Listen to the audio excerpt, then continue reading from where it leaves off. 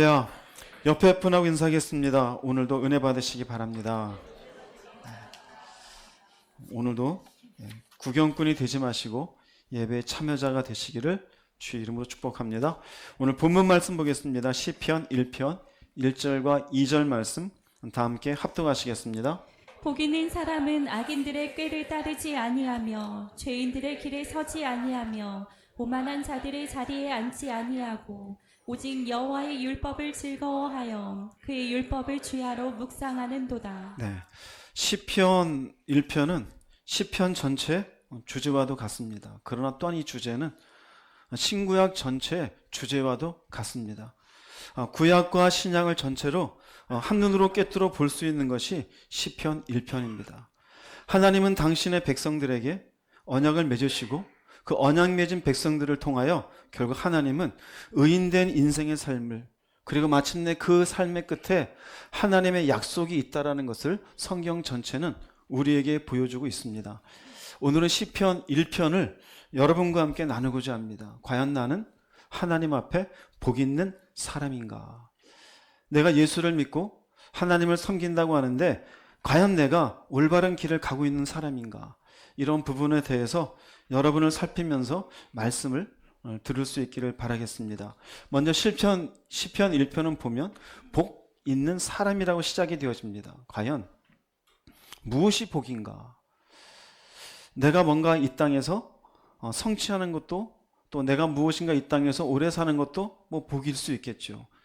성경에서 이야기하는 과연 무엇이 복인가? 그 복이라는 부분은 창세기 처음 나옵니다. 하나님이 태초에 만물을 만드실 때 복을 내리시는 모습이 나와요. 창세기 1장 22절 읽어보겠습니다. 하나님이 그들에게 복을 주시며 이르시되 생육하고 번성하여 여러 바닷물에 충만하라 새들도 땅에 번성하라 하시니라. 1장 28절 읽겠습니다. 하나님이 그들에게 복을 주시며 하나님이 그들에게 이르시되 생육하고 번성하여 땅에 충만하라 땅을 정복하라 바다의 물고기와 하늘의 새와 땅에 움직이는 모든 생물을 다스리라 하시니라. 네, 하나님이 만드신 피조물들에게 그들에게 복을 주셔요.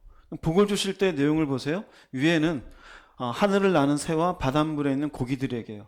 복을 주시는데 생육하고 번성하고 충만해요.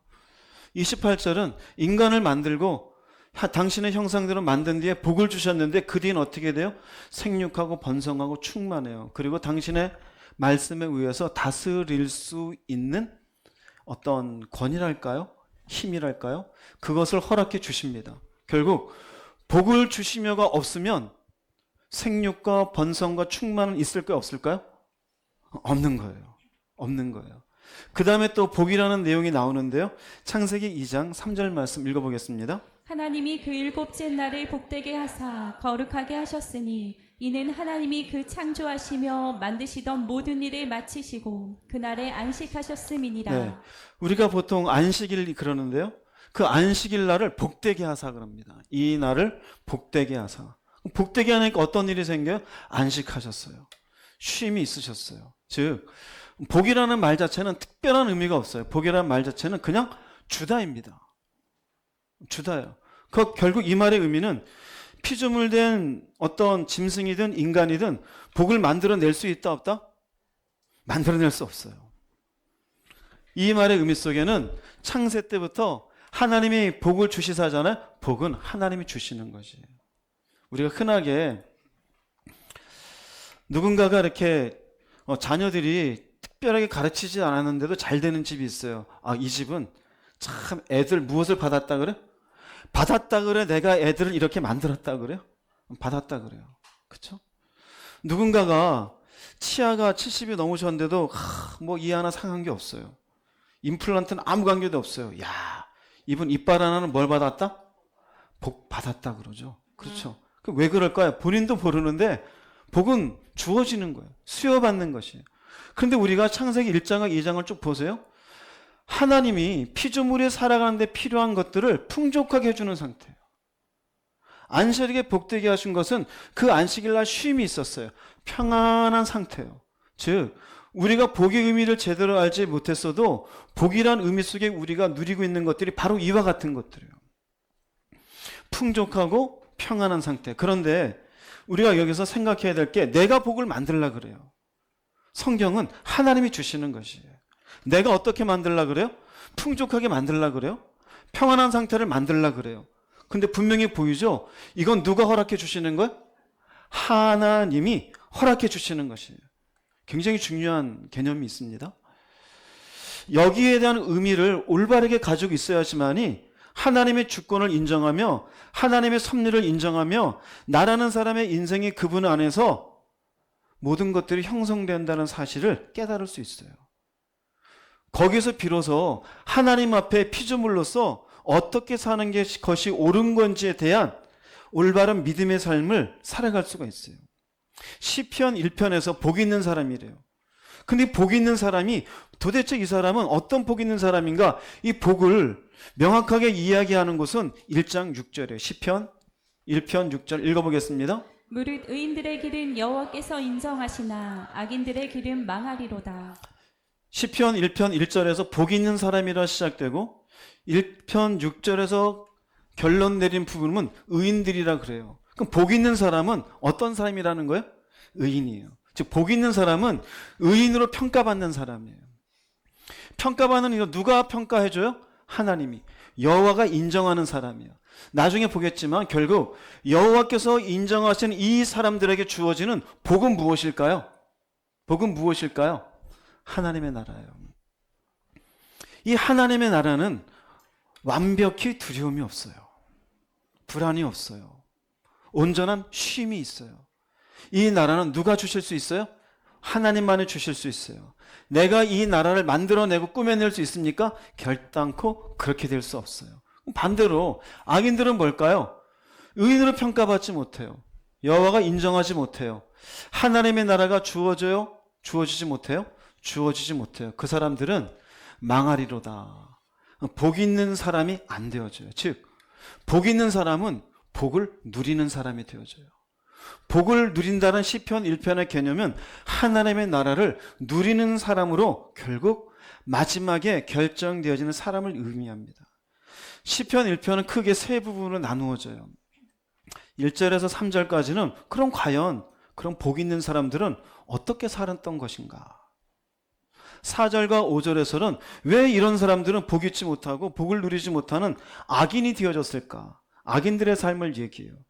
이렇게 되어진 6절 끝에는 결국 하나님이 누구이신지를 설명하는 것으로 완벽하게 6절 사이에 이렇게 구도가 만들어집니다.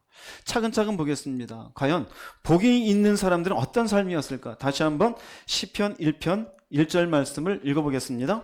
복 있는 사람은 악인들의 꾀를 따르지 아니하며 죄인들의 길에 서지 아니하며 오만한 자들의 자리에 앉지 아니하고. 네, 먼저 복 있는 사람은, 다르게 말하면 복을 누릴 사람, 하나님 앞에 의인이라고 인정된 사람들은 첫 번째는 악인들의 꾀를 따릅니까? 따르지 않습니까? 따르지 않습니다. 악인들의 꾀를 따르지 않습니다. 여기에 악인들의 꾀라고 나왔습니다. 꾀란 말은 애차인데요. 계획과 계략이에요. 어떤 계획과 계략일까요? 여기에 나오는 것은 악인이잖아요. 자신들의 이익을 위한 계획이 있어요. 도모가 있어요. 근데 뭐냐면은요, 이 이익을 달성하기 위해서 살인도 해요. 도둑질도 해요. 거짓말도 해요. 사기도 쳐요. 온갖 수단과 방법을 가리지 않고 목적 달성을 위해서 만들어낸 계획이에요. 이 계획이 있어요. 이걸 통해서 결국 나중에 이 사람들이 누리는 건 뭘까요? 이익이에요. 이익이에요. 악인들은 그렇게 살아가요. 우리가 흔히 말하던 이 이익을 위해서 이 계획 속에는 좀 극단적으로 표현했지만 편법도 있어요. 법을 싹 하지 말아야 될 부정직함도 있어요. 로비도 있어요. 남들보다 더 많이 공무원에게 뇌물을 바쳐서 무엇인가를 따내는 것. 하면 안 되는 뭔가 건설 현장의 자재들을 몰래 꺼내어가지고 자기 이익을 취하는 것도 포함되어져. 불법도 있어요. 법에 말하지 않는데 그걸 어겨가면서. 그러면 복 있는 사람들은 이것에 대해서 이렇게 산다 안 산다? 이렇게 살지 않아요. 복 있는 사람은 자신의 이익을 위해 악한 계획을 따르지 않아요. 물어보겠습니다. 이 사람들은 이렇게 이 계획대로 수행해 가면은 이익이 있을 거라는 사실을 알까요? 모를까요? 알아요. 알아요. 저는 사업은 해보지 않았지만 사업하는 사람들 이야기를 들어보면 은근히 갑의 대상이 되는 누군가가 좀 돈 좀 줬으면 하고 쓱 바라는 게 있대요. 공무원하고 이렇게 입사를 하려면 슬쩍 뒤에 쓱 바라는 게 있대요. 그럼 그거를 그 사람 비위를 맞추어주고 돈을 주면은 이익이 있다는 거 알아요, 몰라요? 알아요. 근데 복 있는 사람 뭐 한다는 얘기예요? 그걸 포기하는 거예요. 그런 식으로 나는 내 이익을 취하지 않겠습니다. 이해되세요? 무슨 말인지? 네. 이 사람이 복 있는 사람이에요. 그리고 두 번째 뭐라고 말하냐? 잠언서 1장 10절 볼게요. 잠언서 1장 10절 읽어보겠습니다. 내 아들아, 악한 자가 너를 꿰지라도 따르지 말라. 악한 자가 왜 깨냐면요. 야, 바보야. 이렇게 하면 너도 먹고 살 텐데 왜 그거 안 하냐? 야, 너가 그런다고 해서 세상이 너한테 표창장 주냐? 너 가난하게 사는 것 꽤 더 있냐? 너 직원도 있고 가족도 있는데 먹여 살려야 되지 않아? 인생도 좀 재밌게 살아야 되지 않아? 적당히 해. 다 그러고 살아. 그런 얘기를 흔하게 들어요, 안 들어요? 듣죠? 그런데 뭐라 그래요? 악한 자래요, 악한 자. 왜 그럴까요? 자기의 이익을 위해서는 그런 계획을, 그런 도모를 서슴지 않는 사람이 너도 좀 재미 보고 살아 그래요. 그런데 그걸 따르지 말라요. 따르지 않는 순간 인생은 어떨까요? 조금은 어려워요. 이익을 한 1,000만 원 얻을 수 있는데 10만 원도 못 얻을 수 있어요. 내가 잘못된 걸로 인해서 직원들은 불평할 수 있어요. 우리의 사장은 너무 심하다고. 그런데 복이 있는 사람은 어떻게 돼요? 그런 욕을 들으면서 그 꾀를 따른다, 따르지 않는다? 따르지 않아요. 여러분이 그렇게 되기를 주의 이름으로 축복합니다. 시편 1편 얘기예요. 그 다음 두 번째 복이 있는 사람들은요, 죄인들의 길에 서지 않습니다. 죄인은요, 하타라 그러는데요, 표적을 빗나가다요. 길을 잃어버리다요. 근데 죄인들의 길이에요. 여기 표적과 길은 결국 하나님의 말씀이에요. 이 사람들은 하나님의 말씀에서 벗어난 인생을 살아요. 이게 죄인들의 길이에요. 왜 이런 인생을 살까요? 그게 편하니까. 여러분, 말씀대로 사는 건 사실은 힘들어요. 말씀대로 내가 일일이 복종하며 사는 것으로는 뭔가 제약이 많아요. 그런데 말씀에서 벗어나면요, 편안해요. 기도 안 해도 돼요. 교회도 굳이 뭐 안 나와도 돼요. 거짓말도 서슴지 않고 해도 되고요. 마음이 올라오는데 누군가한테 쉬운 소리 시컷 하면 속도 시원해요. 그 죄인들의 길이에요. 그러나 복 있는 사람 어떻게 해요? 죄인들의 길에 서지 않는데, 그 말의 의미는 복 있는 사람은 하나님의 말씀에서 벗어난다, 벗어나지 않는다? 벗어나지 않아요. 죄인들이 볼 때는 이 복 있는 사람 어떻게 보일까요? 바보, 멍청이, 어리석은 사람, 재미 하나도 없는 사람, 꽉 막힌 사람, 왜 저러고 살까? 숨 막히는 사람. 그러나 성경은 뭐라 그래요? 이 사람이 어떤 사람이래요? 복 있는 사람이래요. 복 있는 사람. 교회 다니면서도 하나님의 말씀, 어떻게 하나님 말씀대로 살아 그래요. 꽉 막힌 것 같다 이거예요. 그래서 자기가 죄인들의 길을 걸어가고 있으면서도 하나님 앞에 복 있는 사람인 것으로 착각하고 있어요. 성경은 명확하게 얘기해요. 복 있는 사람은 죄인들의 길에 서지 않는다. 말씀에서 벗어나지 않는다요. 잠언서 4장 14절 15절 말씀 읽어보겠습니다. 불의한 자들의 길에는 들어서지도 말고 악한 자들의 길은 거닐지도 마라.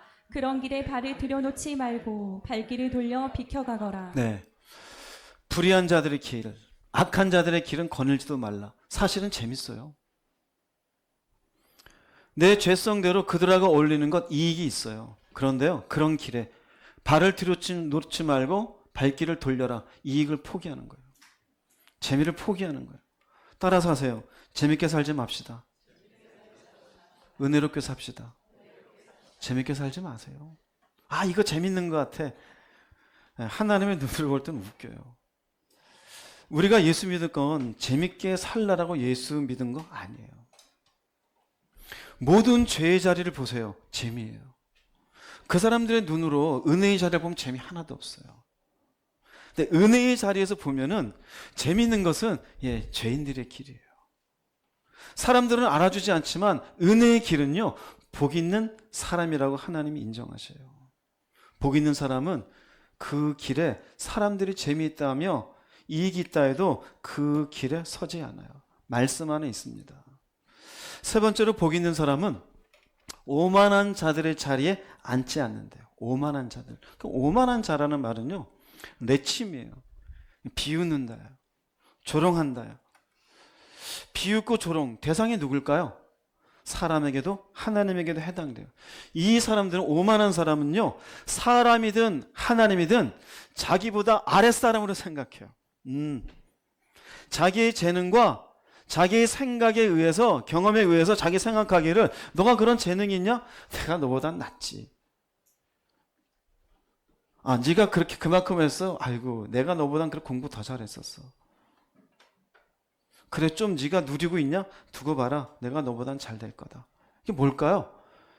존재적인 우위에 있는 거예요.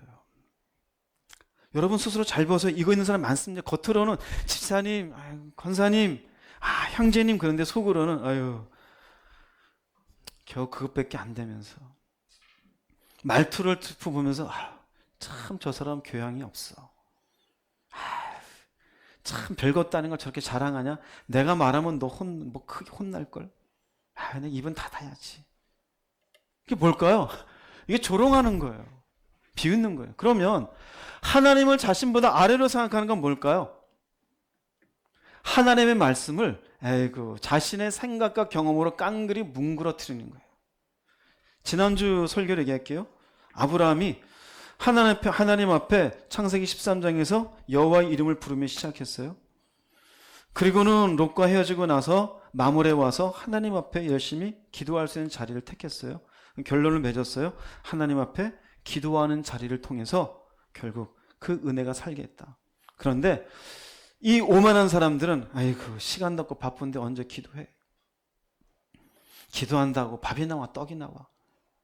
말은 안 해요. 근데 뭐 하는 거예요? 자신의 생각과 경험을, 하나님을 자기보다 어떻게 생각해요? 아래로 생각해요. 그래서 기도의 자리를 개떡으로 여겨요. 개떡으로. 성경은 물질을 사랑하지 말라 그랬어요. 듣기는 들어요. 근데 속으로는 어떻게 돼요? 웃기고 있네. 돈이 있어야 살지. 여러분 그랬어요? 안 그랬어요? 그러잖아요. 이 땅을 살면서도 교회 왔다 갔다 해요. 근데 어느 순간 말씀에 어긋나는 부분이 있어도 아니야. 그래도 이게 맞아. 말씀을 가벼이 여겨요. 그 말은 뭘까요? 말씀은 하나님의 말씀이잖아요. 그분의 말씀을 가벼이 여기는 건 내 생각이 그 말씀보다 옳다라는 거예요. 그건 뭡니까? 하나님을 뭐 하는 거예요? 비웃는 거예요. 일종의 예를 들어 볼게요. 아버지가 얘기합니다. 야, 집에 오면은 숙제 먼저 하고 그 다음 네가 놀고 놀아. 그런데 항상 먼저 실컷 놀고 밤 10시 넘어서 숙제해야 되는데 그래요.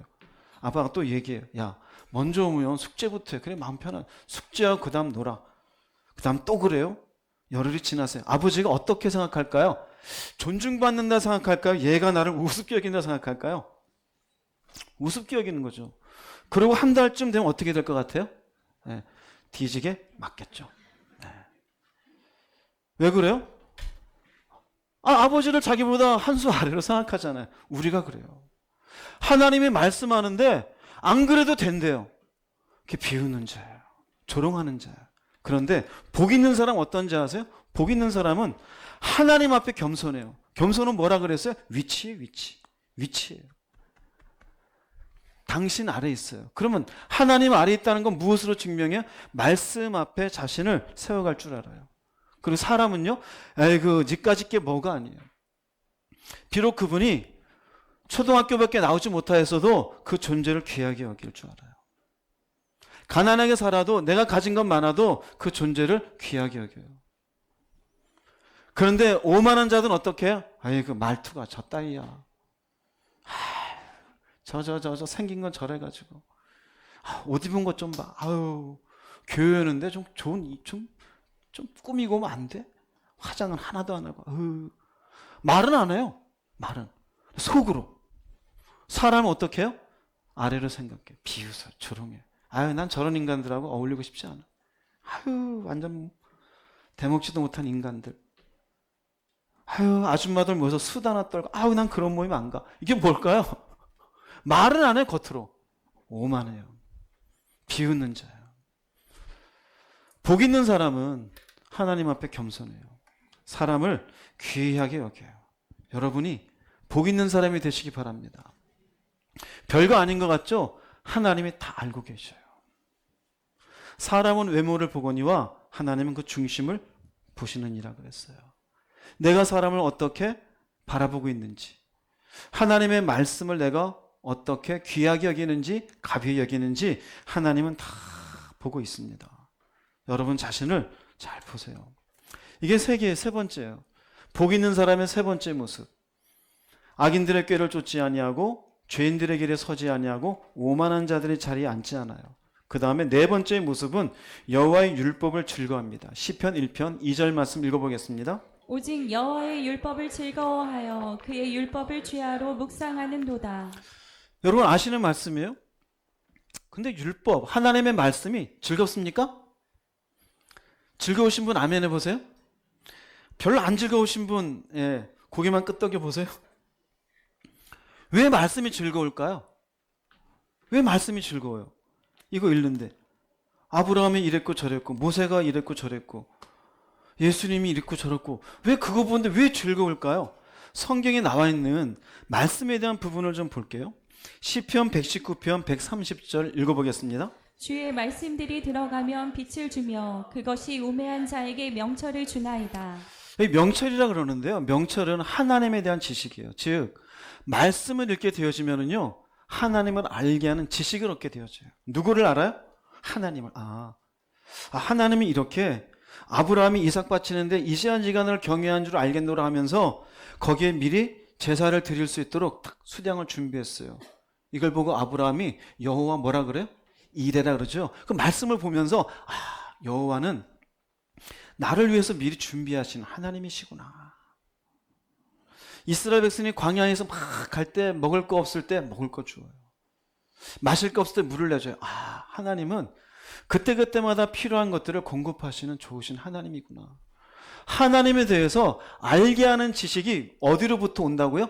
말씀으로부터. 그 우매한 자는 의미가 뭘까요? 이제는 몰랐다 이거예요. 내가 열심히 애쓰고 수고한 줄 알았는데 그게 아닌 거였어요. 내가 그래서 피곤했구나. 여호와 이레이신데 그래 그분을 신뢰해야지. 그럼 이전하고 이후하고 같아요 달라요? 다르죠. 왜 그럴까요? 하나님을 알게 하는 지식이 생기니까 다른 거예요. 또 성경에 나와 있는 말씀에 대한 부분 볼게요. 디모데후서 3장 16, 17절 읽어보겠습니다. 모든 성경 말씀은 하나님께서 감동을 주셔서 기록되었기 때문에 진리를 가르쳐주며 삶 가운데 무엇이 잘못되었는지 알게 해줍니다. 또한 그 잘못을 바르게 잡아주고 의롭게 사는 법을 가르쳐줍니다. 말씀을 통해 하나님을 바르게 섬기는 자로 준비하게 되고 모든 좋은 일을 할 수 있는 사람으로 자라게 됩니다. 보세요. 말씀은 감동을 주셨대요. 성령께서 이 말씀을 짓는 사람들에게 감동을 주셨었는데 하나님이 저자란 얘기예요. 근데 말씀은 어떤 역할이에요? 가르쳐주고 커렉트, 고쳐주어요. 바르게 잡아줘요. 가르쳐주어요. 결국 한마디로 얘기하면은요 말씀은 나를 가르치고 교정하여 누구를 바르게 섬기게 해요? 하나님을요. 우리는 예수를 믿으면서 우리의 무엇이 해결됐다고 얘기를 하죠? 죄가 해결됐다 얘기하죠. 우리는 죄성 가운데 사는데 죄성의 특징은 이기적이에요. 교만해요. 욕심덩어리예요. 내 욕망을 채우고 살아가요. 우리 스스로가 하나님을 잘 섬길 수 있는 준비가 돼 있어요? 없어요? 사실은 안 돼 있어요. 우리는 죄인이에요. 그런데 예수를 믿고 나서도 내 속에 거짓말, 미움, 음란함, 세상에 대한 욕심 사라져요? 안 사라져요? 안 사라져요. 그럼 말씀들을 통해서 내가 교정받을 필요가 있어요? 없어요? 있어요. 기도 안 하던 사람이 기도하는 사람으로, 거짓말 많이 하던 사람이 이젠 거짓말하지 말아야지. 세상 즐거움을 따라가던 사람이 이제는 세상 즐거움 그만 따라가야지. 자식을 하나님보다 더 사랑하던 사람이 이러면 안 되지. 하나님을 더 귀하게 여겨야지. 그런 것들이 결국 하나님을 어떻게 하게 만들어요? 바르게 섬기게 만들어요. 이걸 하는 도구가 무엇이라고요? 그 말씀이 필요해요? 안 필요해요? 필요하잖아요. 그죠? 말씀은 나를 교정시키는 거예요. 또 볼게요. 히브리서 4장 12절 말씀 읽어보겠습니다. 하나님의 말씀은 살아있고 힘이 있습니다. 양쪽의 나리성 칼보다도 더 날카로워서 우리의 혼과 영과 관절과 골수를 쪼개며 마음속에 있는 생각과 감정까지 알아냅니다. 이거 어렵게 생각할 것 없습니다. 우리가 무엇인가 내가 죄를 지었다 그럴 땐 대개는 드러난 죄를 얘기해요. 근데 여기 있는 말씀은요, 드러나지 않은 내면을 얘기해요. 가끔 우리가 기도하고 말씀을 보다 보면 이 말씀을 통해서 내가 생각지 않았던 내 속에 있는 것들을 발견하게 되어져요. 아, 사실은 내가 욕심쟁이였구나. 아, 사실은 내가 내 자존심을 건드리는 사람에게 공격적인 사람이었구나. 아, 사실은 내가 세상의 물질을 너무너무 좋아하는 사람이었구나. 이건 평소에 내가 생각하지 않는 거예요. 그런데 말씀을 읽다 보면 그 말씀이 어떻게 합니까? 칼보다도 날카롭게 내 내면에 있는 것들을 알아내게 만들어줘요. 결국 내 속에 숨겨져 있는 생각과 감정까지도 발견하게. 왜 그럴까요? 나보고 그걸 어떻게 하라는 거예요? 고치라는 거예요. 너 그렇게 미워하면 안 돼. 자존심이 상한다고 그렇게 공격적으로 나가는 것 아니야. 사람들을 그렇게 깔보고 무시하는 것, 그거 너 옳은 거 아니야. 즉 말씀을 통해서 내 생각과 감정까지도 하나님은 고치고 교훈하고 책망하게 되어져요. 자, 세 군데만 봤어요. 이 세 군데만 보더라도 말씀을 즐거워하는 사람. 왜 말씀을 즐거워하느냐? 그 두 가지로 요약할 수 있어요. 말씀을 즐거워하는 사람은요, 웅진 형제님, 두 가지예요. 하나는 하나님을 어떻게 하는 기쁨? 두 번째는 자신을 변화시켜 어떤 사람이 되어져 가는 기쁨? 두 가지예요. 이 두 가지예요. 이건 없어요. 여러분 보세요. 여러분 말씀 설교를 통해서라도 은혜 받았다 그래요. 내용을 잘 보세요. 은혜 받았다는 내용 속에 하나님이 누구인지를 이제 알았다가 있고, 또 하나는 이제 내가 이런 인생 말고 이렇게 살아야 되겠구나. 이 두 가지예요. 그러면 오직 율법을 즐거워하여 복 있는 사람은 말씀을 즐겁대요. 그 사람은 딱 요 내용이에요. 하나님을 알아가는 게 즐거운 거예요. 나를 개선시켜서 하나님을 잘 섬기는 사람으로 만들어져가는 내가 즐거운 거예요. 야, 내가 옛날에 참 돈밖에 모르는 사람이었는데 이제는 돈에 묶이지 않은 사람이 되었네. 이게 내 마음이 어떻게 돼요? 즐거운 거예요. 하나님은 정말 섭리하시는 분이구나. 하나님이 주권자이시구나. 야, 정말로 목자이셨고 내가 양이었구나. 야, 이 하나님은 정말로 모든 것들을 정확하게 보고 계시는구나. 이런 것들을 알아는 것으로 과거의 내 모습이 보이게 되어져요. 그러니 오늘 또 말씀으로 성장되어졌고 또 알아갔고 또 개선되어진 나를 보면서 내 마음에 무엇이 있어요? 즐거움이 있어요. 예, 하나님 이 말씀을 통해서 또 내가 또 자랐습니다. 또 몰랐던 어둠을 또 끄집어내었습니다. 욕심쟁이였는데 이제 이 욕심을 내려놓아서 참 감사합니다. 그러니 말씀 안에서 내가 점점 그분을 닮아가는 모습이 기쁜 것이에요. 이 사람이 어떤 사람이라고요? 이 사람이 복 있는 사람이에요. 이 사람이 복 있는 사람이에요. 그래서 이 즐거움을 가지고 뭐 하냐면 율법을 주야로 묵상한대요. 주야로 묵상하는 도다 그랬잖아요. 오직 여호와의 율법을 즐거워해서. 그 즐거우니까 하나님을 알아가는 즐거움이 있고 내가 바뀌어가는 즐거움이 있으니까 와, 나는 이 말씀을 주야로 어떻게 해야지? 묵상해야지 그래요. 주야라는 의미는 낮주의 밤야예요. 두 가지 의미예요. 주야는 항상이라는 시간적인 의미도 있고요. 낮이라고 하는 시적인 시어예요. 은유입니다. 평탄할 때는 낮과 같아요. 어려울 때는 밤과 같아요. 질적인 의미도 포함되어 있어요. 즉 항상 환경과 관계없이 말씀을 가까이 한다 이거예요. 즉 내가 죽을 것 같은 삶의 무거운 짐에 짓눌려 있을 때에도 하나님을 알아가는 기쁨과 내가 바뀌어져가는 기쁨을 놓을 수가 없는 거예요. 사람들은 내 삶을 비웃고 뭐라 그러는 그 밤과 같은 인생 속에 있어도 그래도 나는 말씀을 펼쳐놓고 하나님 앞에 이것이 나의 간증이요 찬양할 수 있는 거예요. 그 즐거움으로 환경과 관계없이 항상 말씀을 가까이 해요. 근데 어떻게 가까이 한다 그래요? 묵상한다 그래요. 묵상한다. 웅진 형제님, 이거는 읊조리다입니다. 연구하다입니다. 또 반복하다요.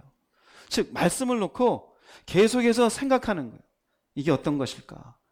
이걸 여러분들이 사실 안 하는 것 같은데 해요. 그런데 읊조리고 연구하는 재료가 달라요. 뭔지 아세요? 염려를 여러분들은 묵상해요. 이 문제가 어떻게 풀려질까? 웅진이 형제가 요새 회사의 임금 문제로 좀 막 노조하고 사측이랑 막 골치 아프고, 저 사람이 노조위원장이에요. 1.7%만 올려준다는 게 어떡할까? 그거를 고민하느라고 금요일날 밤에 잠을 못 잤대요. 그게 묵상이에요. 묵상이에요. 읊조리는 거예요. 연구하는 거예요. 어떻게 1.7% 이상을 올려낼 수 있지? 사측을 어떻게 파업을 해버릴까 말까? 파업하는 건 안 좋은 것 같은데 좋은 방법이 없을까? 연구하는 거예요.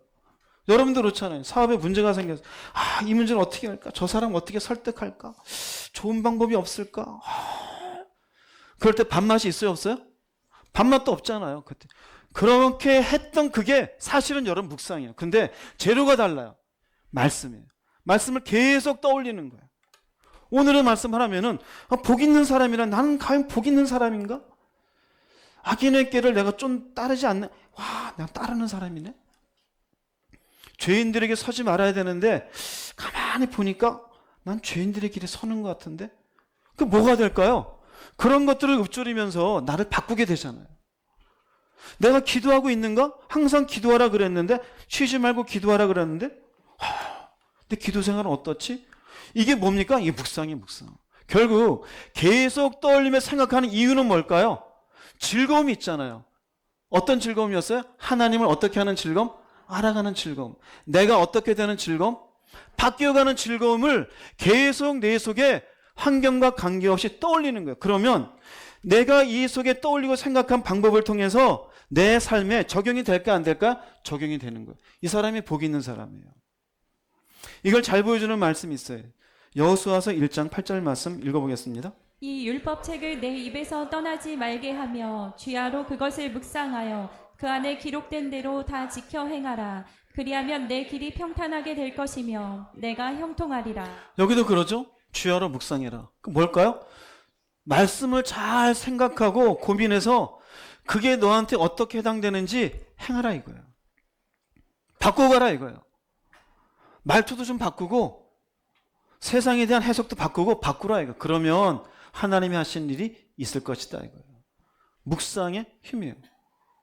여러분들의 묵상을 꼭 여러분들이 가르쳐 주신 방식대로 하라 안 하라 그런 건 아니에요.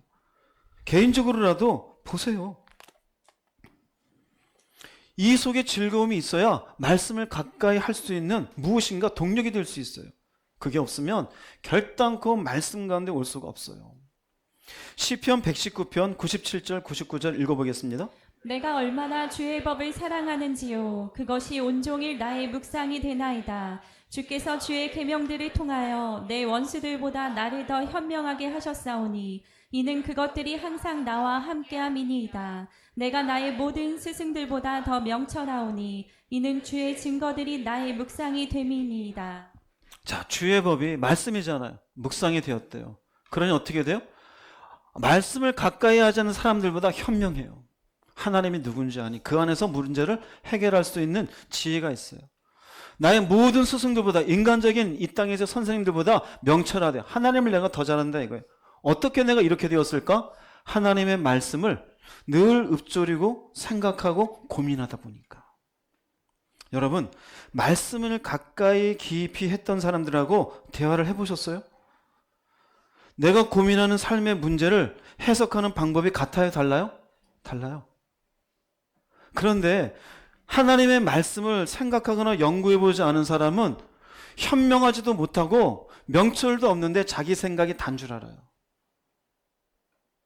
그래서 말씀을 통해서 하나님이 어떤 분인지를 알며 그분이 요구하심을 깨달은 사람 볼 때 그런 현명하지 못한 방법으로 자신의 문제를 해석하는 사람 보면 안타까워요. 저거 아닌데. 먹고 살자고 저렇게 하면 안 되는데.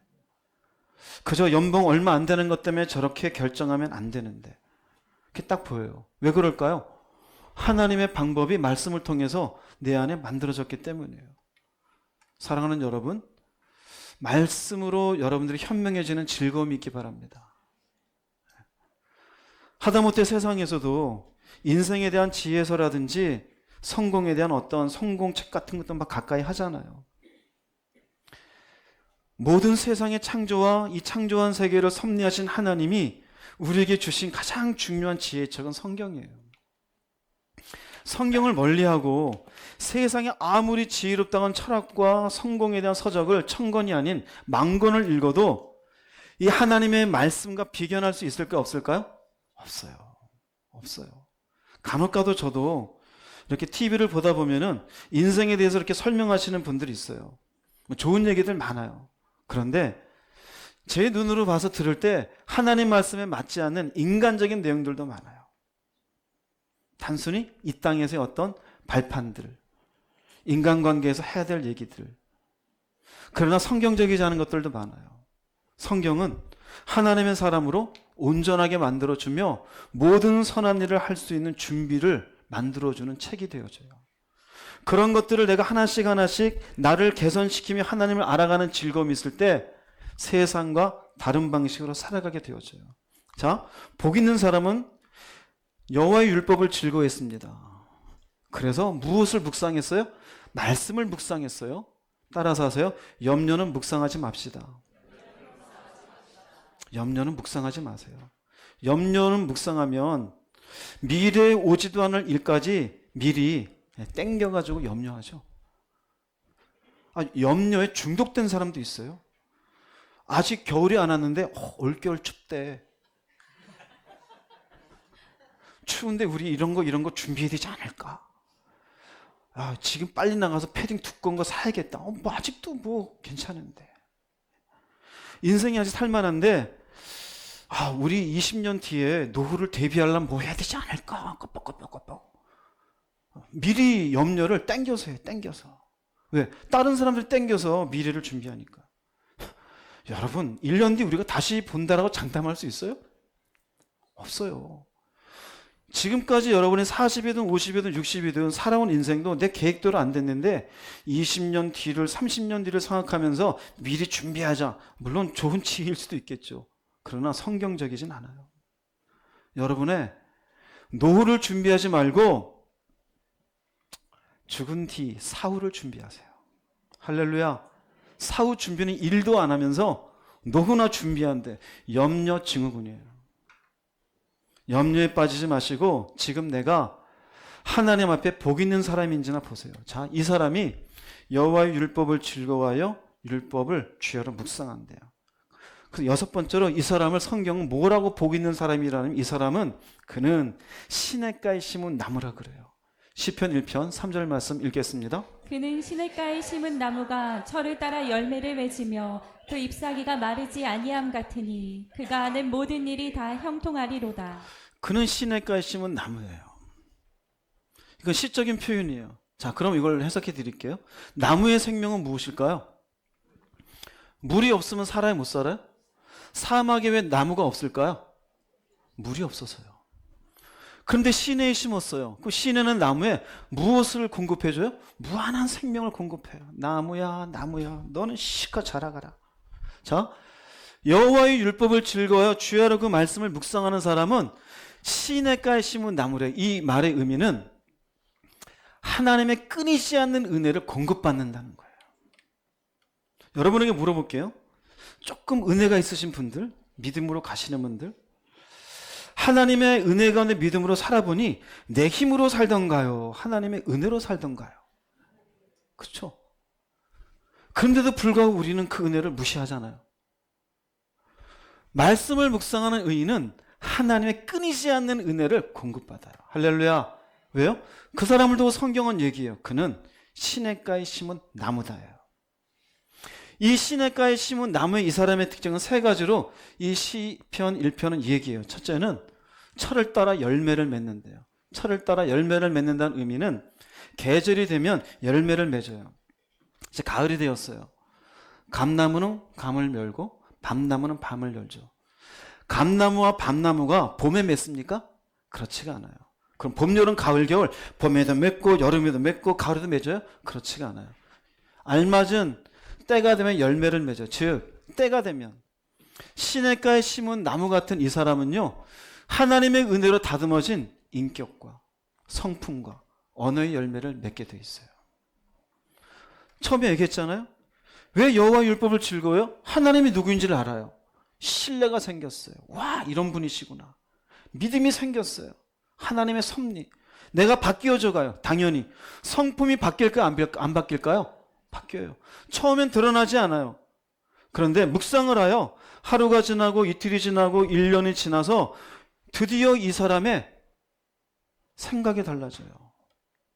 인격이 달라져요. 결국 이걸 누가 알까요? 옆에 사람이 알아요, 몰라요?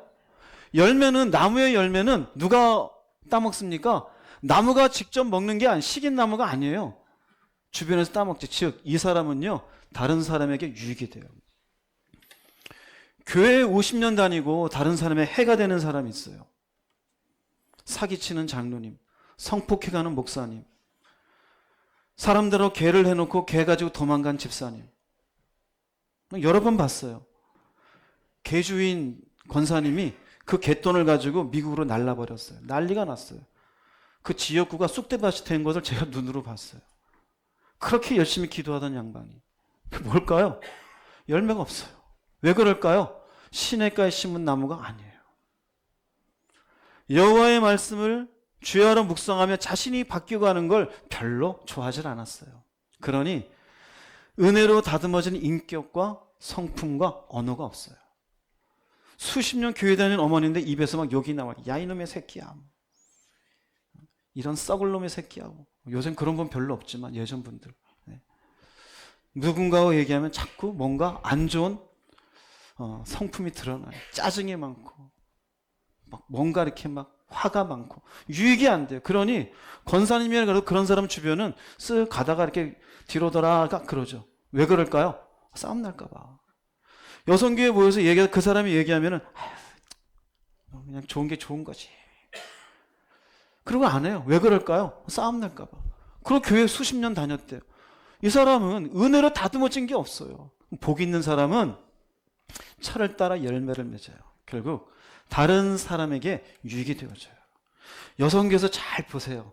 유익되는 사람이 아닌지. 꼭 가시가 있어요, 없어요? 가시가 있어요, 없어요? 있어요. 1여성교회, 1남성교회, 2여성교회, 3여성교회 잘 살펴보세요.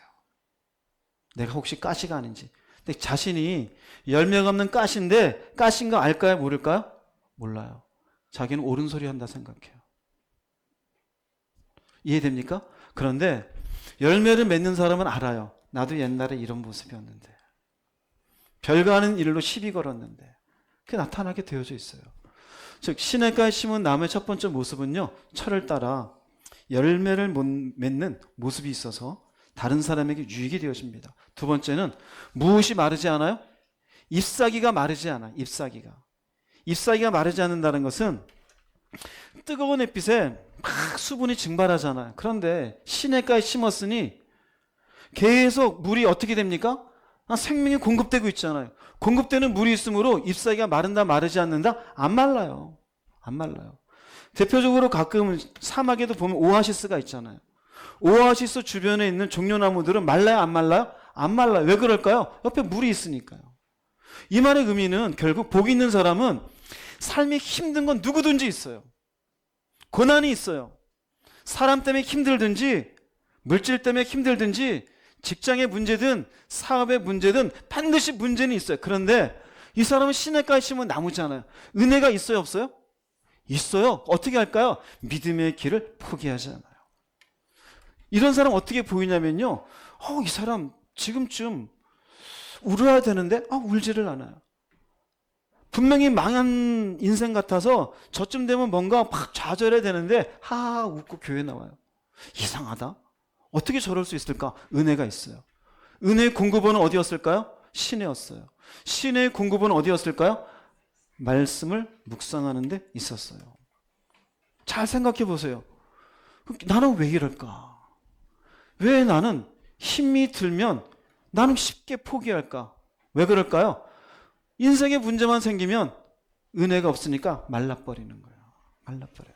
두 번째 모습이에요. 복 있는 사람은 잎사귀가 마르지 않아요. 세 번째 모습은 그가 하는 모든 일이 다 어떻게 하리로다? 형통하리로다 그러죠. 그 뭘까요? 이 말의 의미는 하나님이 도우시는 거예요. 처음에 얘기했잖아요. 복이 무엇일까? 복은 내가 만든다? 아니에요. 누가 주신다? 하나님이 주셔요. 하나님이 도우시고 하나님이 지키시고 하나님이 인도하셔요. 왜 이렇게 할까요? 그는 복 있는 사람이니까. 복을 받을 자격이 있어요, 없어요? 있잖아요. 그러니 이 사람들의 특징이 뭐냐면요, 모든 일이 순탄하게 풀려져요.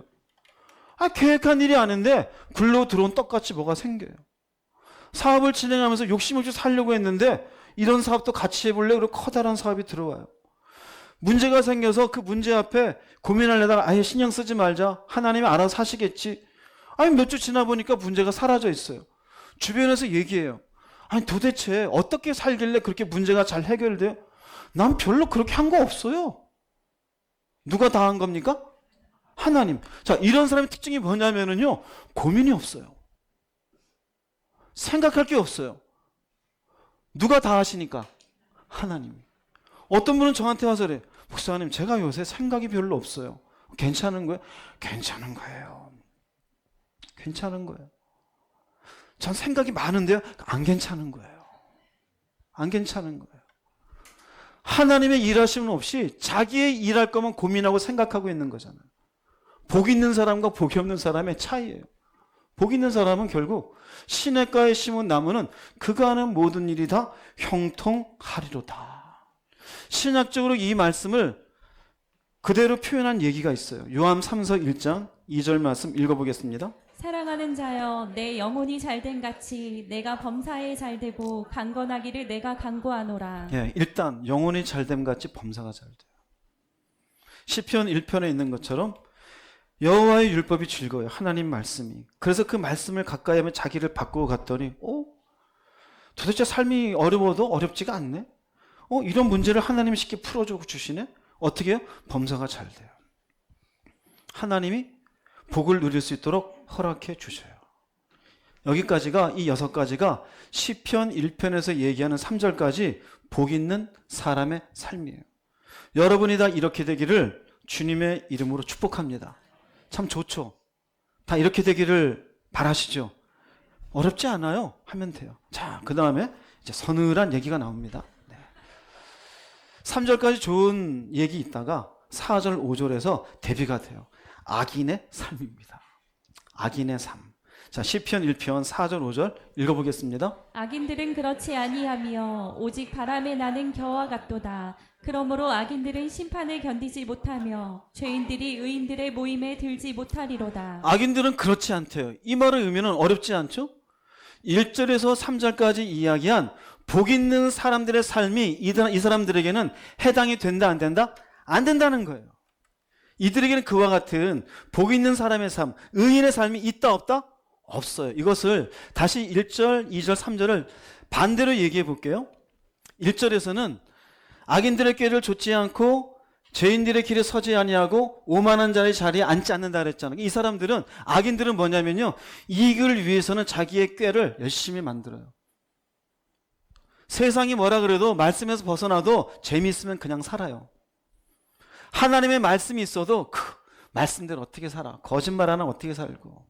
돈 있어야 살지 비웃어요. 이게 1절이. 이게 악인이에요. 여러분 자신 남의 얘기로 생각하지 마세요. 두 번째 말씀은 하나님의 말씀을 즐거워해서 자신을 바꾸어 가고 하나님을 알아가는 기쁨이 있는데, 자신을 변화시켜 하나님의 사람답게 사는 게 즐겁지 않아요? 즐겁지가 않아요. 기도하라고 즐겁지가 않아요. 용서해 주라고 즐겁지가 않아요. 자식을 하나님보다 사랑하지 말라고 즐겁지가 않아요. 그럼 어떻게 되어져요? 3절에서는 우리 의인은 시냇가에 심은 나무가 되어져서 오히려 열매를 맺고 잎사귀가 마르지 않고 형통하는데, 여기는 은혜가 없어요. 열매가 있을까요, 없을까요? 없어요. 그러니 다른 사람에게 유익이 돼야 안 돼요? 안 돼요. 교회는 수십 년 다녔는데 싸움꾼이에요.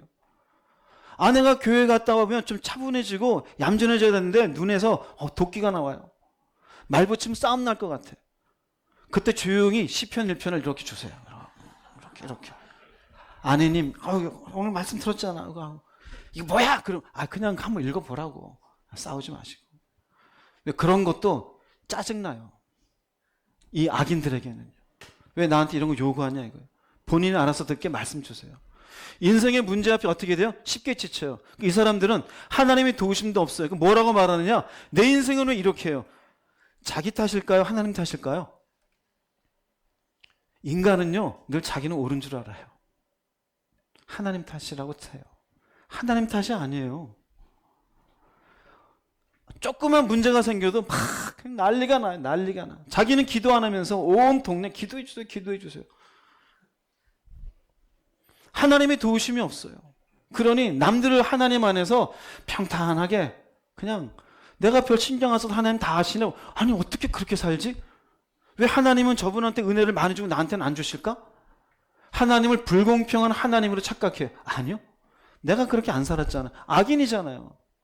1절부터 쭉 보세요. 혹시 여기에 해당되지 않아요? 악인은 그렇지 않으며. 그러니 악인들에게는 1절부터 3절까지 복 있는 사람들의 삶이 아무것도 없으니 이들의 특징이 뭐냐? 첫 번째, 그들의 인생은 바람에 나는 겨와 같다 그래요. 바람에 나는 겨와 같다. 겨는 알맹이가 없는 껍데기입니다. 껍데기. 즉 키즈를 하잖아요. 키즈를 왜 합니까? 껍데기는 날려버리려고. 알맹이는 밑으로 떨어지고 키즈를 하는 동안 그 별거 아닌 바람에도 휙휙 떨어져 나가요. 즉 이 사람은 가볍게 사라져버리는 무가치한 인생이에요. 인생이 대단할 것 같죠? 보세요. 여러분들이 죽고 난 뒤에 한 달도 안 돼 여러분은 사라지고 없어요. 무슨 의미가 있어요? 껍데기라는 의미는 살았다라는 인생이라는 모습은 있어요. 그런데 내용은 아무것도 없어요. 뭐만 있을까요? 그냥 죄인들의 인생, 악인의 삶, 오만한 인생, 남들을 우습게 여기고 하나님의 말씀 가볍게 여기고 하나님 말씀은 자기를 바꾸어내는 기쁨도 없고 말씀은 나랑 아무 관계도 없고 열매도 없고 그냥 하나님이 도우신 게 뭔지도 모르고 살아가요. 그리고 인생 끝나고 났더니 성경 뭐라 그래요? 오직 바람에 나는 겨와 같도다. 아무것도 남는 게 없어요. 그리고 그 다음 말은 또 무섭습니다. 두 번째는 이들은 무엇을 견디지 못해요? 심판을 견디지 못해요. 견디지 못한다는 말은 로쿰인데요. 로는 부정사예요. 쿰은 서다란 얘기인데 서지 못해요. 이 말은 하나님 앞에 서지 못한다 해서 그 앞에 설 자격이 없다 이런 의미가 심판한다 그런 의미가 아니고 심판이라는 그 자리 앞에 자신이 지은 죄로 말미암아 너무나 두렵고 떨리는 마음으로 서게 되는 거예요. 이미 심판대 앞에 가는 순간 알아요. 예전에 여러분들이 지금은 학교에서 그러면 난리가 나지만 학교 선생님이 숙제를 냈어요. 한문 선생님이. 자, 이거 각자 하나씩 10번씩 써가지고 채워갖고 와! 그랬어요. 그런데 안 했어요. 한문 선생이 들어오자마자 어떻게 될까요? 난리가 나죠. 난리가 나죠. 한문 선생님이 숙제 안 한 놈들 이쪽으로 나와 그러기 전에 어떨까요? 이미 사색이 됐어요. 사색이 돼요. 똑같은 거예요. 심판받기 전에 이미 이 심판을 견디지 못해요. 큰 두려움으로. 이미 스스로 안다 모른다? 알아요. 알아요. 악인은 최후의 심판 때 하나님 앞에 큰 두려움으로 그 앞에 떨게 되어지는 것을 얘기해요. 세 번째 이 악인들의 모습은요. 의인들의 모임에 들어오지 못한대요. 그 의인들의 모임이 뭘까요? 이제 용어가 바뀝니다. 복 있는 사람들에서 의인으로 바뀌어요. 이 땅에서는 그 사람들이 복을 누릴 준비를 하고 있어요. 그러다가 하나님 앞에 서는 그때는 의인이 되어져요. 의인들의 모임은 바로 하나님의 나라를 얘기합니다. 하나님의 나라. 즉 악인은 의인들을 위해 예비하신 하나님의 나라에 들어온다 들어오지 못한다? 들어가지 못해요. 결단코 들어오지 못해요. 자 보세요. 4절 5절에서 시편에서 악인에 대해서는 굉장히 간단해요. 언급조차 짧아요. 악인은 그렇지 않으며. 왜 그렇게 안 살았을까요? 재밌게 인생 살았을 뿐이에요. 이익을 위해서만 살았을 뿐이에요. 하나님의 말씀으로 자신을 바꾸고 바뀌어져가는 자신에 대해서는 조금 더 즐거움도 없고 하나님을 알아가는 것도 조금 더 관심이 없었어요. 그런 사람들은 생각해요. 결국 이렇게 살다가 죽어서 진짜 심판이 있을까? 왜요? 그들에게 심판이라는 것은 없었으면 좋을 수도 있어요. 그런데 시편 1편의 마지막 절은 무엇을 얘기하냐면요. 아니 심판이 있다를 얘기해요. 그게 공의로우신 하나님이에요. 시편 1편 6절 말씀 읽어보겠습니다. 무릇 의인들의 길은 여호와께서 인정하시나 악인들의 길은 망하리로다. 무릇이라고 되어져 있는데요. 무릇은 키라는 말인데 왜냐하면이에요. 왜냐함의 의미 속에는 아니 도대체 왜 그럼 악인들은 심판을 받고 의인들의 모임에 들어오지 못하는 겁니까? 거기에 대한 못 들어온 이유를 얘기하는 거예요. 그 못 들어온 이유는 하나님은 공의로우시다 이거예요. 복 있는 사람들은 복을 누릴 만한 죄인들의 길에 서지도 아니하고 꾀를 따르지도 아니하고 악인들의 꾀를 따르지도 아니하고 오만한 자리에 앉지 아니하고 자신을 하나님 앞에 만들어간 피조물의 모습이 있었어요. 악인들은 자기 마음대로 살았어요. 하나님은 그것을 나누신다 이거예요. 그러니 결국 왜냐하면 하나님은 공의로우시니 의인들의 길은 인정하지만 악인들의 길은 망하리로다. 어떻게 망해요? 심판으로 망하고 하나님의 나라에 들어가지 못하게 돼요. 이 말씀으로 공의로우신 하나님 이 말씀으로 두 가지를 얘기할 수 있어요. 하나는 하나님은 결국 인생을 결산하시는 분이에요. 기억하세요. 우리가 죽는 것은 정해져 있어요. 그 후에는 하나님의 무엇이 있으리니? 심판이 있어요. 악인들이 가진 생각은 심판에 대해서 흐릿해요. 의인들은 흐릿하지가 않아요. 분명해요. 그게 차이예요. 하나님 앞에 복 있는 사람으로 내가 악인의 꾀를 좇지 않으면서 참는 이유는 나중에 있을 결산을 생각해요. 오만한 자의 자리에 앉지 않고 내가 겸손하게 하나님 말씀에 살아가는 불편함이 있어도 살아갈 수 있는 이유는 나중에 있을 심판을 생각해요. 악인은요 생각하지 않아요. 그런데 성경은 분명하게 얘기해요. 인생을 결산하는 분이 계셔요. 왜 그분이 결산할까요? 그분이 창조주이시니까요. 하나님을 믿으시는 분 아멘 하세요. 여러분이 그분을 믿는 건 그분의 창조주심을 이미 믿기 때문이에요. 창조하신 그분의 세계가 죄로 인해 망가졌어요. 왜 독생자를 예수를 보냈습니까? 예수를 통해서 나중에 있을 그 죄의 심판 가운데 살릴 사람들을 구분해내기 위해서요. 우린 예수를 믿는데요. 그런데 악인으로 그냥 살아요. 공의로우신 하나님의 의미가 뭘까요? 그냥 사랑의 하나님이니 죄도 다 덮어주세요? 아니요. 그렇지 않아요. 의인과 악인으로 결산을 하셔요. 결산을 하셔요. 그래서 의인들의 인생을 하나님이 책임져 주셔요. 어디로 책임져요? 그래 너희들은 내가 마련한 이 천국에 들어가서 영원한 생명을 누려라. 그러나 악인들의 인생은 어떻게 해요? 그땐 은혜가 없어요. 망하게 되어져요. 어디로 갈까요? 지옥으로 가게 되어져요. 우리 인생의 끝이에요. 시편 1편 6절은 이걸 보여줘요. 두 번째로는요. 당장은 악인의 길이 안전하고 좋아 보여요. 그렇잖아요. 악인들이 꾀를 내서 자기의 이익을 도모하고 온갖 불법과 편법으로 이 땅에서 떵떵거리고 살아요. 나도 저렇게 살았으면. 공무원에게 돈 더 찔러주고 좋은 방법으로 쓱 뭔가 따내요. 이렇게 사는 게 지혜지. 과연 지혜일까요? 그렇게 안 하는 사람 불편해요. 힘들고 외로워요. 그러나 이 길을 가는 사람이 무엇이 있는 사람이다? 복이 있는 사람인 걸 얘기해 주어요. 당장의 이익 앞에 마치 떡밥에 걸려 낚시를 이렇게 늘어뜨려서 고기 잡는 낚시꾼은 요거 언제 잡을까 걸어요. 근데 고기가 눈앞에 떡밥만 보지 그 속에 자기를 걸거낼 요 가시가 있는 걸 모르잖아요. 갈고리가 있는 걸. 세상이 재밌습니까? 멋대로 살고 싶어요? 악인들의 꾀를 따라가며 죄인들의 길에 서며 오만하게 살고 싶어요? 그게 좋아 보기 편해 보이죠. 그러나 의인의 길을 가십시오. 결국 우리의 인생은 결산되게 되어져 있어요. 할렐루야. 어떻게 결산받을 거예요? 죽고 난 뒤에 도망갈 길이 있어요? 도망갈 길 없어요. 여러분 예수를 영접할 때 가장 쉽게 영접하는 장소가 언제인지 아세요? 중환자실이에요. 거기는 웬만한 분들 예수 믿고 천국 가서 다 아멘 아멘 해요. 왜 그럴까요? 두려운 거예요. 심판이 없을 거라 생각하고 인생 살았는데 막상 죽음이 띠띠띠띠 초 단위로 오잖아요. 그럴 때 예수 믿으면 그 죽음 속에서 두려움이 없고 심판을 이겨낼 수 있습니다. 아멘. 그동안 뭐인지도 모르지만 아멘 아멘 살고 싶어서 그래요. 진짜 그것을 어떻게 결산할지는 하나님의 손에 달렸지만 여러분 기회 있을 때 하나님 앞에 온전히 가십시오. 그저 무조건 하나님의 사랑이시니까 내 예수 믿고 모든 걸 다 용서해 주시겠지? 주님 또한 그렇게 말씀하지 않았어요. 내가 그렇게 해석하는 거지. 성경에 있는 말씀 볼게요. 마태복음 13장 47, 48절 읽어보겠습니다. 천국은 마치 바다에 치고 각종 물고기를 모는 그물과 같으니 그물에 가득함에 물가로 끌어내고 앉아서 좋은 것은 그릇에 담고 못된 것은 내버리느니라. 천국이잖아요. 주님이 하신 말씀이에요.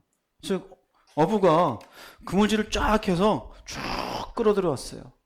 끌어들여와서 거기서 상품성이 있는 고기와 상품성이 없는 고기를 나눌까요? 안 나눌까요? 나눈다 이거. 천국 그와 같대요.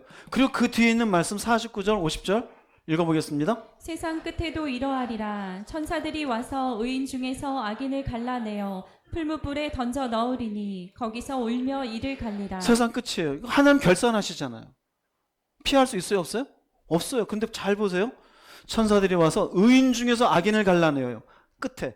이 끝을 만나기 전까지 악인은 자기를 뭐라고 생각했을까요? 의인으로 생각했어요. 교회 열심히 잘 다녔습니다. 예배 잘 드렸습니다. 저희 주님의 음성교회도 열심히 잘 다녔어요. 자기는 의인인 줄 알았어요. 봉사도 하고 선교회 활동도 하고 교제도 열심히 했어요.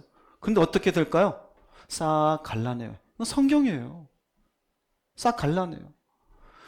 시편 1편 6절에 있는 것처럼 무릇 의인은 하나님이 인정하시나 악인들은 망하리로다. 똑같은 말씀이에요. 왜 그럴까요? 공의로우신 하나님이 결국 당신이 창조주인이 내 마음대로 살다가 알아서 하십시오. 심판이 있나 없나 모르겠다? 심판이 있다고 생각해? 이건 인간들 생각이에요. 자기의 머리로 창조주를 어떻게 다 이해해요? 네? 어떻게 이해해요? 자기의 죽음을 1도 생각하지 않아요. 그런데 보세요. 풀물불에 던져놨는데 거기서 울며 이를 간대요. 왜 울까요? 왜 울어요? 무서워서요? 억울해서요. 왜 억울할까요?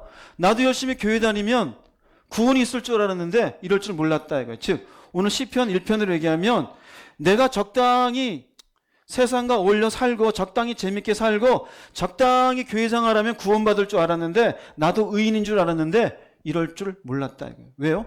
공의로우신 하나님은 인간과 달라요. 적당히로 갈라내시는 게 아니라 그분이 갖고 계신 엄연하신 눈으로 명확하게 의인과 악인을 갈라내요. 나중에 우리가 지금 같이 예배를 드리고 있지만 우리가 나중에 그분 앞에 가서 깜짝 놀랄 일들도 있을 거예요. 저분이 의인인 줄 알았는데 아니었네. 아니면 저분이 악인인 줄 알았는데 아니었네. 그럴 수도 있을 거예요. 그래서 신앙생활은 누구에게 보이게 하는 게 아니에요. 내가 하나님 앞에 내가 누구냐 이거예요. 늘 자기를 검사하고 자기를 늘 검사하고 성찰할 줄 알아야 돼요. 내가 의인이냐 이거예요. 시편 1편은 그걸 보여주는 것이에요. 어떻게 하는 사람이 의인으로 살아가는 사람이냐. 악인들의 길을 따르지 말라 이거예요. 죄인들의 길엔 서지 말고 오만한 자의 자리에 앉지도 말고 여호와의 말씀으로 내가 바뀌어지는 걸 기뻐할 줄 알고 그렇게 되면 너는 신학까지 심은 나무다 이거예요. 즉 복받을 자격이 준비된다 이거죠.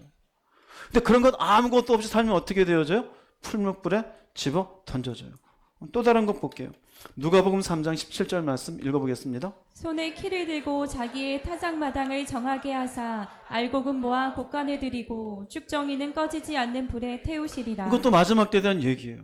타작마당이 심판에 대한 얘기예요. 알곡은 뭘까요? 의인이에요. 쭉정이는 뭘까요? 악인이에요. 시편 1편부터 6절까지 말씀 쭉 적용해도 여러분들이 눈으로 봐도 알곡과 쭉정이를 구분할 수 있겠죠. 그죠? 하나님은 얼마나 더 잘 구분할 수 있을까요? 이것 외에도 성경의 마태복음 25장 보면 하나님이 쭉 오는데 양과 염소로 나누신대요. 양은 천국으로, 염소는 지옥으로. 성경에는 단지 예수 믿는 것으로 다 끝났다고 얘기하지 않아요. 시편 1편도 하나님의 백성일지라도 의인과 악인의 삶은 분명히 구분되고 망하는 인생과 형통케 되는 인생이 따로 있다는 거예요. 교회 다니면 답니까? 예수 믿으면 다입니까? 기도하면 다입니까? 아니요, 저는 기도하는 사람 안 믿어요. 어떻게 기도하냐가 중요하지. 저 30분 기도하는데요, 날마다? 아니요, 안 믿어요. 1시간씩 기도하는데요? 안 믿어요.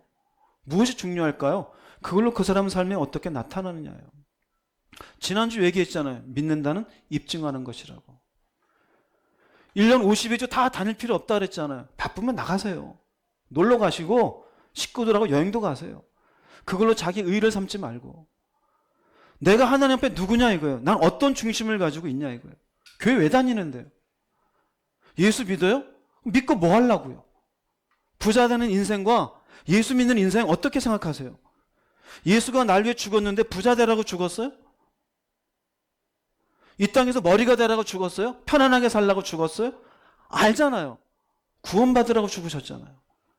근데 구원의 길을 향해서 전혀 생각지 않고 어떻게 하면 좀 더 편안하게, 어떻게 하면 좀 더 내가 높아지고, 어떻게 하면 이 땅에서 내가 사람들에게 인정받고, 그러다 보니 악인의 꾀도 따라가고 죄인의 길에도 서게 되어지고 오만한 자의 자리에도 앉게 되고, 말씀은 아는 것 같은데 모르는 것 같고, 말씀을 가까이 하자니 힘들고, 그저 인생에는 재밌게 살자.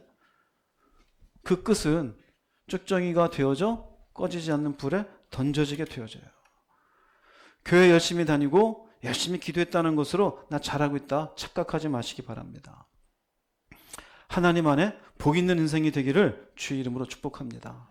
결론을 내리겠습니다. 시편 1편 2절 말씀만 읽어보겠습니다. 오직 여호와의 율법을 즐거워하여 그의 율법을 죄하러 묵상하는도다. 결국 시편 1편에서 복 있는 사람과 악인을 갈라내는 가장 중요한 핵심 시작점은 어디 있냐면요, 하나님의 말씀을 즐거워하냐 즐거워하지 않냐, 여기에 있어요. 하나님의 말씀으로 그분을 알아가는 기쁨이 여러분에게 있습니까? 그게 없으면 제가 분명히 말합니다. 당신 악인입니다. 하나님의 말씀으로 내가 바뀌어져 가고 인격이 변화가 되고 성품이 변화가 되고 내가 쓰는 언어가 바뀌어져 가는, 하나님 내가 이렇게 성숙해져 갑니다라는 즐거움이 있습니까? 그게 없습니까? 그래서 교회 생활만 하고 수십 년 그냥 종교적인 시간만 보냈습니까? 제가 분명히 얘기합니다. 당신은 쭉정입니다. 쭉정입니다. 무슨 의미냐면요, 신앙생활은 결국 말씀과 나하고의 싸움이에요.